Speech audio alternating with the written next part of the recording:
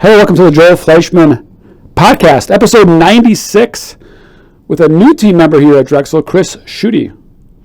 Welcome, Chris. Thank Did I you. nail the last name? Did I nail it? We didn't even practice it. Yep, solid. Cheers. Straight on. Cheers. Famous Packer 96s. This is a shout out to Jake Young. He said we forget to do the numbers, which we only have a few more to do before we get over 100. Famous 96s. Sean Jones, 96 Super Bowl team. Got it. That's the only one I can think of. That's same here. That was the first one that came to mind. Couldn't tell you. Moving on. Ezra Johnson. Mike Neal. I just made that up. Mike Neal's a couple good. years ago. Ezra Johnson, I think maybe it'd have been 90. Somebody knows out there. So real significant players. Mike Neal was a beast for a couple of years. Yep. First, second round pick, or was he late round pick that Late came fourth, through? fifth, yeah. Big, strong, one of the strongest dudes that ever played for the Packers, I believe. Okay, Chris, welcome. So, who are you? Yeah. What's your bio, your elevator speech? Yeah, Chris Schuette. Grew up, born and raised in Howard's Grove. Howard's Grove High School. Once I graduated high school, moved on to bigger and better things. Got out of the small town because everybody knew everybody. Moved up to Green Bay. Went to tech school for And 2 years. what school were you from? Where were you from originally? Howard's Grove. Howard's Grove, Yeah. yes. Always a good basketball team forever? They're kind of known for that, I think, no? Yeah, hit or miss. I mean, Yeah, it was. hit or miss, It's okay. kind of like Maybe not a lot of high schools, right? They have kind of like good Spots, streaks. yeah, okay. Yep. So moved up to Howard in Green Bay. Yep. So from Howard's Grove to Howard, can't change too much, right? And went to school there and have been living there ever since. And that's family of four. My wife Stephanie, son Caden, daughter Callie. How old are they? Callie is 16. She'll soon be 17. Caden is 13. So Shout out to them if they ever watch or listen. yeah, I'm sure it'll. Follow us on Spotify, YouTube, Apple. Wherever you get your podcast. Wherever you get your pods, Marcus has got them posted up for us. Joel Very Fleischman catchy. Happy Hour Podcast. Hit subscribe, everybody. Get that notification when we drop. And what do you do here? How long have you been doing it? So How long have yeah, you been doing it? What do you do here? Give me your professional background. Sure. Industry overall, with regards to what I'm doing, this is my 29th year basically in residential design. Did you go to school for it? Yep. 2-year, got architectural degree. Fox 2-year Valley Tech? associate. Nope. NWTC. NWTC. Yep. in Great Green Bay. program. Yeah. Yep. Very good program. Still exist? Yep. Yeah, it's a great program. Yep. There's still a good chunk of, people that come through there every year, and they split it up. First year is typically residential. Second year is commercial. There's a little more emphasis on commercial, but Yeah. Yeah. Anybody wanting to be a designer but not an architect, I would highly recommend going there. yeah, for sure. Yeah. Just gives you real life experience sooner than later, and Yeah. less of the paperwork, basically. So that was Cool. good. Yep. That's great. And you have been at Drexel how long? Since November 27th. And you walked in day one, you were the design leader? That's correct. Yep. Crazy, right? So how many people do you lead? Currently 23. 23 designers on staff. Yep, including VDC, And what is VDC? virtual design consultants. How do you explain it? You've only been here since November. You have never heard that term in your life, I assume. We're 3 months in, approximately. How do you describe VDC? VDC is basically, you want to see your house in 3D because you're not sure quite what it's going to look like. This is the route you take. What's VDC stand for? Virtual design consultant. Okay. So basically, Can you bring some of those up? yeah, You they'll keep sit down. talking. Yeah, I'll they'll do that as sit you down talk. with you, kind of get the lay of the land. They'll have the plan on hand. Preferably, we've drawn it in house. It kind of helps that transition for them to do what they need to do in it. They'll go through everything. If you want full exterior renderings, if you want to do interior renderings, a walkthrough, they'll run through all that with you in detail. They're So- not interior designers, but they'll get into the nitty gritty and what we're They'll talking about. do the selections for you. Yeah, more or less. I mean, they will help you with. They will, but they will help you with. You'll leave with a selection sheet of your home. Correct. If that's up to that service level, if you want, what front door, what siding, what shingles, what soffit, what cabinetry line, what countertops, what carpeting. They will do all that. I think it's a wonderful service. It's an incredible service. So, Yeah, absolutely. what's your we'll even call it selling points, right? What's your triggers on VDC for people? The big Why thing, why use VDC? Sure. The big thing is, right, you can stand inside a house when it's framed all day long. If you can see ahead of time what that's really going to look like, again, a picture is worth 1,000 words. You know, it's a lot better to kind of get everything nailed down up front versus halfway through and you're like, no, I don't like that, rip it out. That's not quite what I pictured. And it's true virtual. I mean, it is what I call photorealistic. What is an average cost for a full home, interior, exterior? It can really range depending on how many rooms they want to go with. If they want just the front exterior, the size of the house, you know, the bigger the house, there's more details, more rooms, etc. So it varies. We kind of quote it out on a job basis. It's extremely growth division in our company. Yeah, for sure. We just opened up another position for it, correct? Yep, that's correct. Yep. So we really are not only promoting that, I truly believe if you're going to build a house, as an end user, I have zero reasons. I wouldn't allow a friend or family member to not use VDC. I'll put it that way. I just wouldn't allow it. If I owned my own construction company, I wouldn't allow someone not to have this. It's a huge benefit to them. Your client can know what they're moving into before they have it. 100%. Huge. Yep. Huge thing. Huge. You can you can get addresses all day long on housing colors, siding colors that people give you, but it's going to look different on your house, right? So if you can see that ahead of time and know exactly what you're getting, again, it's so much smoother in the process up front. Okay, this is funny. Chris comes from our competition. We said we were going to get into it. We are going to get into it in this manner. So, and that was mutually agreed to. It's not like Chris, I don't want to talk about the competition. So really, right, we talked about it. We're football people. It's really, hey, he came from Miami Dolphins and we're the Patriots, right? Or whatever that is, right? So, I mean, it's rivals. It is what it is. Things happen. So, but let's just talk about this. In my opinion, and I'm an arrogant guy, you came to the Patriots way, right? The Belichick heyday. Marcus is laughing, right? Right? I mean, the Yankees way, I used to say, that kind of fell off. You came into the Patriots culture, in my opinion. Again, that's very egotistical, obviously. And they used to. I was thinking they used to ask players that, right? Randy Moss came and they're like, "What does it mean to be in the room with Belichick? What does it mean to be part of that culture? Like, explain it. What it's like to be with Mike Vrabel, right? Like, what does that feel like? Or what is there a difference, or is it all made up, right? So, is there a difference from where you came from, or the industry? And if there is, what are the differences in your opinion? What stood out? What stands out to you? Yeah. Fair question. Honestly, the biggest thing is change, right?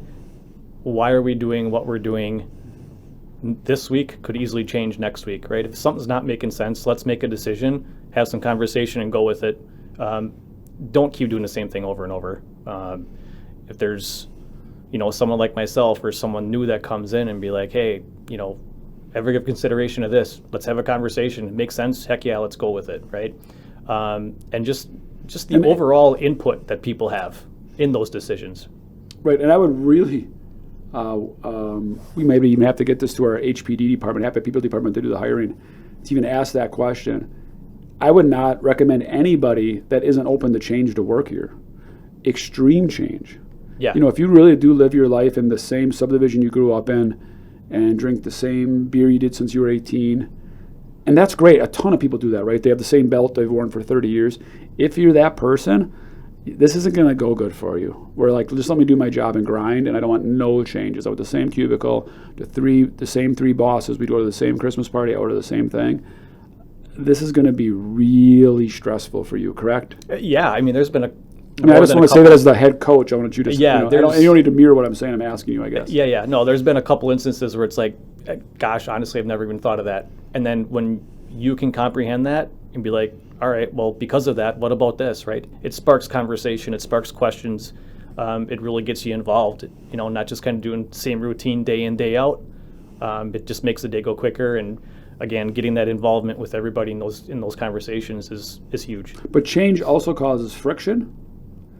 It causes problems. It causes headaches. And sometimes it gets worse before it gets better. And that is a day in the life of Drexel. Yeah. Right? Before you come out on the other side, it's not good. It's not like this is all roses and cupcakes over here, right? Sure. Marcus, can you kind of jump in on that, like in your perception? Yeah, I would just say, in some ways, you have to peel back all the layers, right? And so again, you might find out more problems, or there's more to do, or it's not just this quick, easy fix of like, oh, we're coming together to change something. Sometimes it's a lot greater than that. You don't know until you get into it. That's actually why I think majority of organizations do not change at all. I call it a cracked windshield effect. You start with one project, and in seconds you realize, if I change this, I'm changing so much more. And if this little thing was wrong, what else is probably similar to that?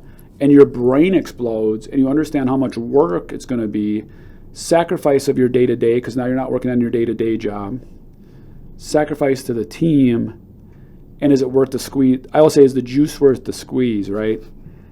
I think most organizations end up going, it's 3:30. I'm just going to kind of ignore that. It works pretty good. We're making a profit. No one's complaining. Leave it. Your brain just goes, leave it. That's going to be way too much work to even mess with it. So doesn't have the capacity to you can make a million excuses in 2 seconds, right? What's the ROI on that? Who's going to even buy in? Doesn't even matter. It's reasonably working. Who cares? I mean, we already made this other change. We can't make another change. We just did that 7 years ago. Who's going to do the training? I don't have the capacity. I mean, you just move on and you forget it was even a good idea. Right. Is that fair? Yep, completely. You're smiling in a way that's where you came from. Like you've lived that life, it sounds like. Yeah, I mean, it was definitely a bigger corporate feel for sure from where it had started from. So right. Yeah, and I think small companies can suffer from it just as big as big companies. Yeah, you can fall into that It's real a easy. mindset. Right, for sure. I'm a small company. I don't have enough resources. I don't have enough manpower. I'm just trying to survive, right? There's a million things you can talk about. But if you got the right people that have that drive, you can overcome a lot of But those you things. need a lot of drive. Yep. Because, again, it gets worse before it gets better. So you got to keep slapping yourself in the face, like, keep going. It's worse. And you get really frustrated because it's like, this is now worse than it was 2 weeks ago. Because you might have had to get rid of somebody. The cracked windshield might have been like you had a root problem that was a people problem.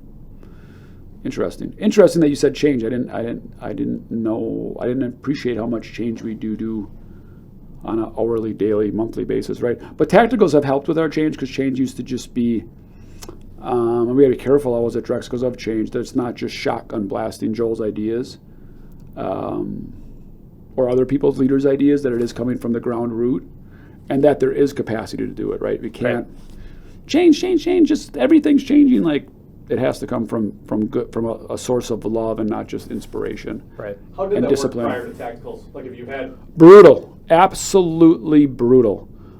Joel would come in again. We were only maybe 150, 300 people, right? Literally, I would come in with 7 ideas over the weekend.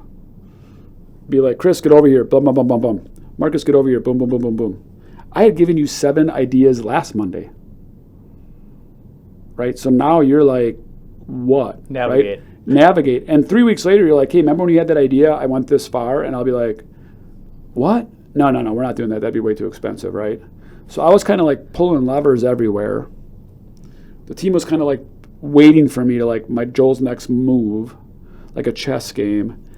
It was very stressful. For me, having all those balls moving, and everything was at once, but nothing was organized. But a lot of it didn't matter because when it got closer, it'd be like, no, Joel's got another special project that's even more important, which just happened to be the last thing on my mind. So like even if something was accomplished that you had given, it doesn't matter anymore because the next thing's coming up. Kind of next thing, kind of almost like that. Like Yeah, or maybe we didn't even wait for the finish line to drop. Sure. Right? Maybe the ball didn't. And I think there wasn't time to get to the root issue. There wasn't time for feedback before we launched, and there wasn't time for training or buy-in. It was just go. It was just a great idea, and we've said it, ready, aim, fire. It was just ready, do it, and dial it in. I still love ready, aim, fire. I still think there's a point of launch the project, do it, and we'll tweak it in as we go. But now it's at least ready. Do we have the right equipment? Is the target up in the background? Right? There's some logic. Who's actually pulling the trigger? Right? So there's some logical steps besides somebody walking by and just grabbing the trigger. So yeah, that was one of the first things I remember hearing is like, oh yeah, ready, fire, aim. I'm like, what? Ready. What are you talking about? ready, fire, aim. Yeah. Yeah, Ready, Fire, Aim is a huge thing in our company. We actually got that from Quad Graphics. Okay. Henry Quadrici used that a lot in his sayings, I was told, and we've always used his line from that. And I do love it because I do think personal life and professional, we just talked through it, you ready, aim, fire, and in the act of aiming, you lose all confidence. Right? If you think about it, I can take a scope of a gun and aim it for hours and days and decades. Did you ever fire it? No, not yet. We're getting really. Next month, right? Next week, next day, and then you end up never firing it. And then if you do, and if it's not perfect, you really get frustrated. Sure. Just shoot it, launch it, and we'll retweak it as we go. VDC was the same way. We kind of went really fast and launched it. You got to get customer feedback, and the only way to do it is to launch a product. You got to get builder feedback. Get the ball rolling. You can't anticipate everything.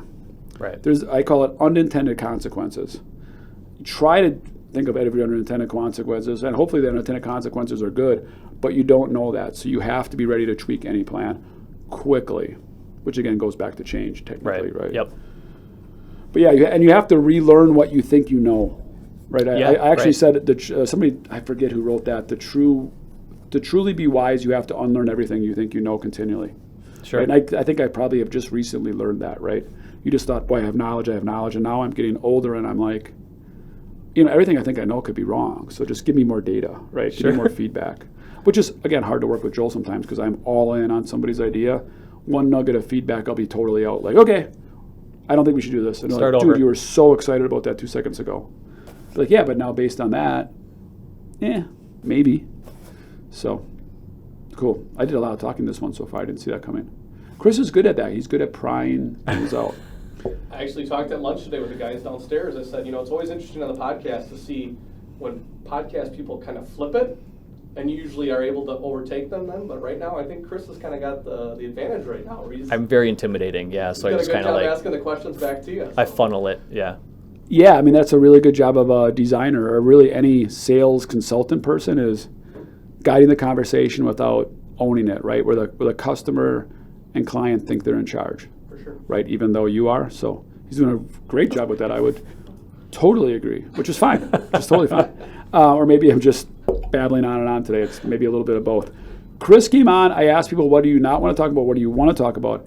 And he had something really interesting. Marcus, what did he say? Do you remember? I want to talk about coaching youth sports. Yeah, and the culture behind it and all that. Yeah. So you've done that. What do you want to talk about on that subject? I did not ask you that. Just really specifically in regards to how super rewarding it is to coach your own children, but also the struggles that come along with that, right? So what do you coach, and how long have you coached?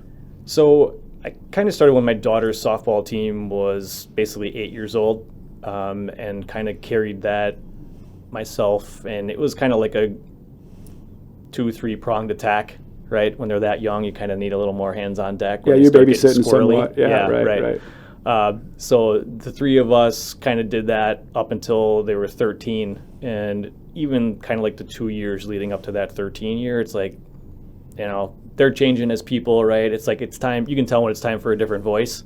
They've listened to the same people for how many years now? It's just kind of like, yeah, whatever. It's kind of like full-on dad talking then in regards to all their perspectives. Like, this guy is the same guy that's been telling me the same thing over and over again. It is the power of, in a business climate, that is a power of a third-party consultant. I've learned that. I've coached basketball for 10 years. I can tell somebody their shot is broke. You bring Brian Butchin, you're a Green Bay guy, in 2 seconds, right? Or Borowitz in. Yep. And you're like, your elbow's off. And you're like, Coach, my elbow's off. Look at this. All right, I've been telling you that since 3rd grade, bro, right? But there's a voice of outside reasoning. So even within an organization that like ours, we should be bringing other people in to observe, zoom out, and guide. Because that next voice, yeah, it does get muted for a while, after a while, right? For sure. It's unbelievable. It's I'll tell you a quick story. Is my son was going to swimming lessons, and he was probably 4 or 5, and I was a very driven person, way more than I was then, and had very little tolerance for anything. And my wife, Pam, shout out, pretty much the same. And we're taking her swimming lessons, and he wouldn't even jump in, right? And he wouldn't put his hand on her, and all this stuff. It was like crazy. All the other kids are, fish. So the instructor, who's maybe a 17-year-old girl, jumps in, and she's like, "Okay, Marcus, jump in. Okay, let's do the bob or head bob thing." There he goes, plunging up and down. Bam. And I'm like, world's worst parents, yo. And she's like, happens every session. Don't worry about it. I'm like, no, really? She's like, yeah, they just do what they're told, the outside influence. Like, Right. Wow. Yeah, Wow. for sure. It was, and as a parent, right? At least this is the way I kind of did it. Kind of like my son, he loves bowling, right? You can kind of tell them, they're like, I don't know what I'm doing wrong. I don't know what I'm doing wrong, right? So you want to coach them. So you're like, hey, this is kind of what I'm seeing. This is what you got to do. Same old thing over and over again, right? Right. As soon as someone else tells them, bam, it just clicks. Again, it's just, different voice, right? They hear your voice day in, day out, blah, blah, blah is what they hear. So give me like the 3 rewarding things and three of the most challenging things off the top of your head. The rewarding things are just like number one, I would say when you look back to where they start doing something, right? And then you see that continuous growth. It's like, holy cow, like I remember when that little thing was a struggle, right? And now we're talking about next level stuff. And you're like, I didn't even have to tell them that. So they eventually start to learn some things themselves, right? The IQ of For sure. progression. Yep, 100%. Yep, so the growth themselves, right? Where they come from or where they started from. And then really when it comes full circle, it's like all of a sudden you're just sitting back and you're watching everything just play out. You're seeing them growing as a person, the interaction with not just their teammates, their coaches, but also like the umpires or the refs, or like my son with bowling with other people that he's never met before, but he's like high-fiving them. Turning into little adults. For sure, yeah, just growing up, right? Like growth is huge, no matter what you're doing. Yes. And challenges. Challenges, we kind of hit on it. The biggest thing is you want to help them. They ask for your help. But again, it's like we'd always have somebody else like, amongst the coaches that'd be like, hey, you want to go tell my kid this is kind of what's going on? Because I've tried, but yeah. And we did it for each other's kids, right? You just knew it was like, hey, step in because obviously this isn't working for me to do it. So that's a struggle, right? To be like, okay, I just got to step back, let someone else take care of it. Other struggle, gosh, just always trying to be there for them, trying to practice with them, right? Sometimes you come home and you're like exhausted. Sometimes you're like, oh, not tonight, right? That's a struggle. It sucks. You want to go out there and you want to help them, but I'm like, okay, you know what? Suck it up, right? They're only young ones. Get out there, do it, help them through. Even more so when they're coming to you and asking for it versus like, hey, you want to go throw the ball, you want to go, roll some stones for bowling. Roll some stones. Yeah. I love it. Okay, so question for you is, what would you tell your former self before you started coaching, or what would you tell any mom or dad or young person or young parent starting out? What's one tip you could give them that you wish you knew, right? Or what if you go back to your first day coaching and say, hey, I've been doing this a while now, buddy. You need to know this. What would you say? Because it is a very naive thing. I think just to take a step back once in a while and keep things in perspective. Like, again, I see it too often where it's like, and you can kind of see this as you get older and you're like, wow, those parents are really pushing that kid hard, right? Be like, they think it's probably going to be more than what it necessarily wants to be for that kid. That's the number one thing that I say to people, if they want to hear me or not, is never care more than the kids. 100%. Which is, it's extremely hard. I've been in a tournament, and we're playing in the championship game, and I went to high school with the other coach, right? Or it's a rival town, and we outperformed, and we're doing great, and they're just not into it. Right. They don't care that it's Plymouth, and they don't care that it's Roger, and they're tired. Yep. And they're fine with second place. And you're driving them so hard and screaming at them and taking time out, and it's all really for nothing. They're not going to remember that game. They're not going to remember that tournament. It's really just preparing them for high school. If they love it, I said, number one thing, get the kids to love it. If they love it, they will throw stones on their own. They will practice on their own. Get them to love it. And then just relax. Right. I've seen very few D1 players. I've seen very few players get better. You are an athlete or you are not. Sure. I really haven't seen somebody, I really hate the term outwork them. right? I really, and the term is, this is almost like Santa Claus term. You can do anything you want if you put your mind to it in practice. I have never seen a kid that I've coached or coached against that could practice and make it to the NBA. I mean, I'm talking where your tips of your, I'm talking 8 hours a day in a gym. They wouldn't, I mean, Marcus, you know that, right? You're not going to make it to the NBA. That's not real. Right. You need I mean, you can't, not everyone can be a VDC. Not everyone can be a math genius. It's literally, you got to take it like school. You can't take the person that's the worst at math and be like, if you put your mind to it, you're going to be the very best math student we've ever had here at this high school. No, you won't. You would have to study 1,000 times more, and it still wouldn't come natural to you. Right. It's just not wired. Yes, we had a girl named Tina that came through 6 years ago. Math came easy to her. She was actually helping the calculus teacher out. She never studied a day in her life and loved it. Timmy's not going to be Tina. Right. Quit doing that. Right? Like, you're going to be who you are. They can get a little better, but athletes are athletes. They're God-given hand-eye coordination, strength, height.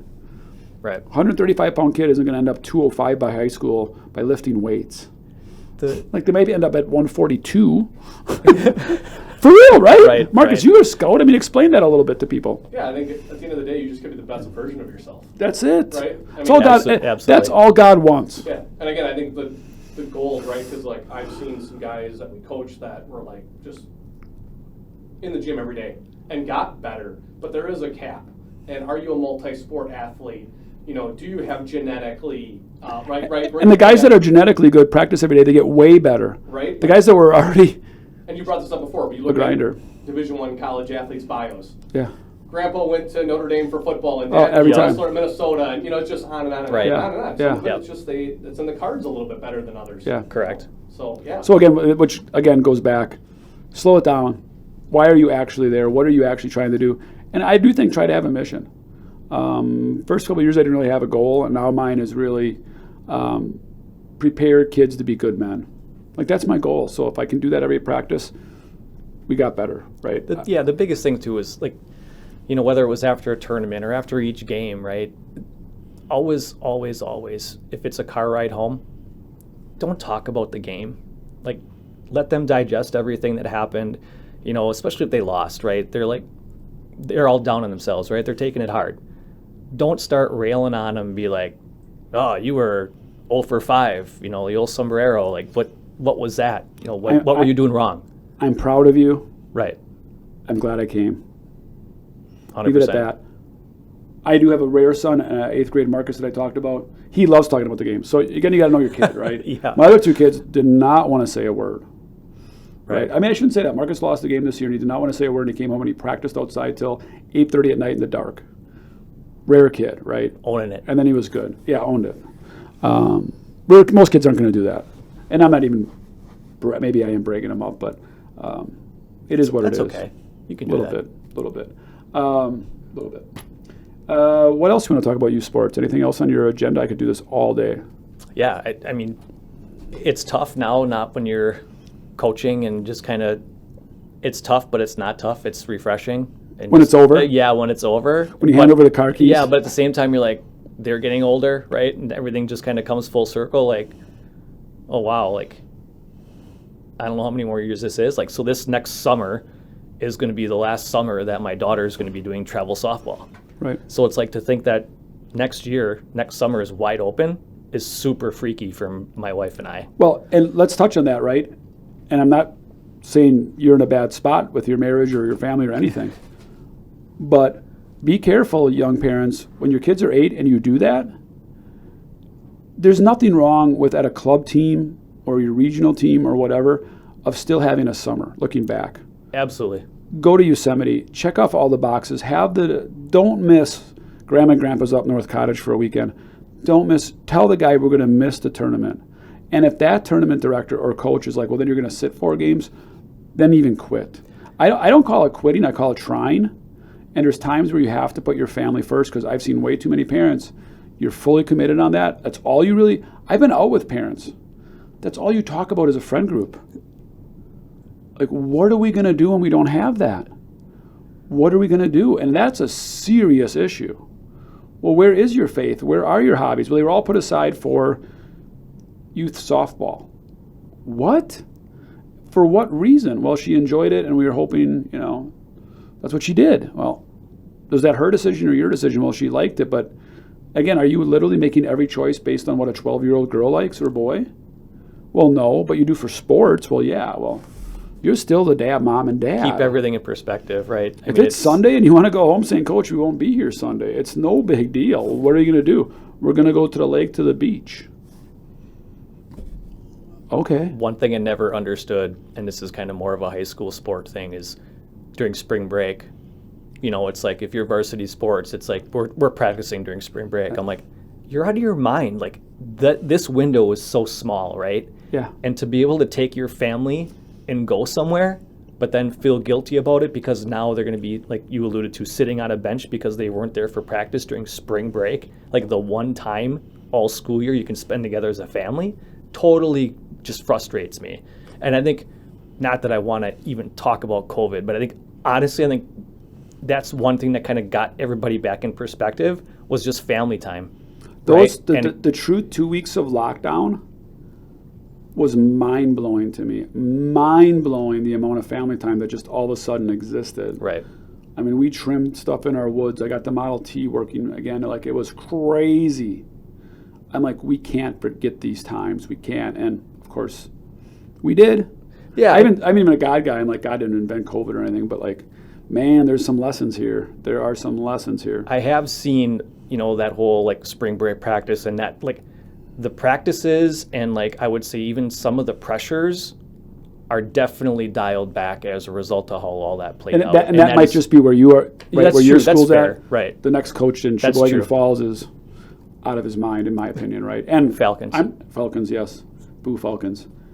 Tim Mulder, if you're listening, bite it.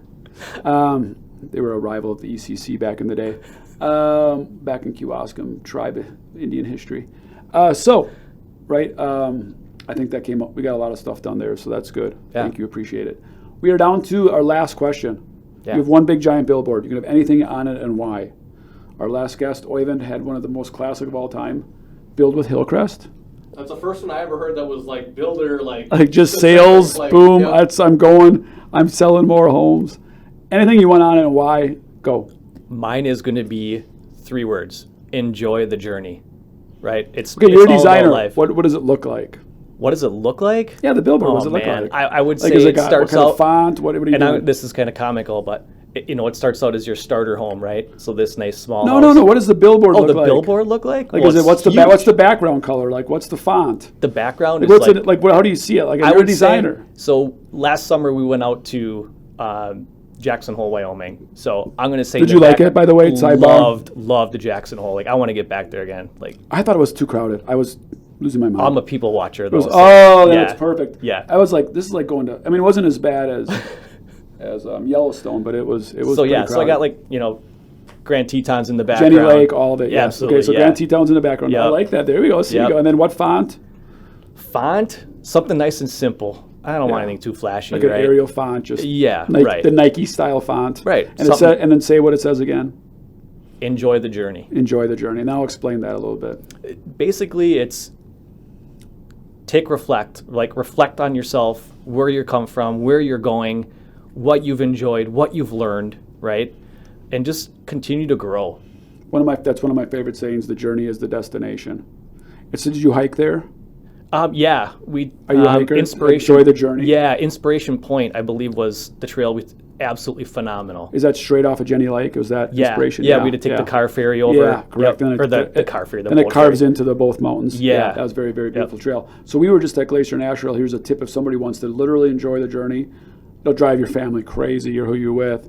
I took a picture of every single different kind of flower on our hikes, and we're talking 10 to 12 mile hikes. Nice. And I would stop, zoom in, and take a picture of it, just to force my crazy brain to enjoy the journey. Ended up being a great Christmas gift picture book, and they actually came to enjoy it. Not the flower part. I enjoyed the flowers. They enjoyed the family pictures. Chris, thanks for coming on. Episode 96, Sean Jones, out. Peace and love.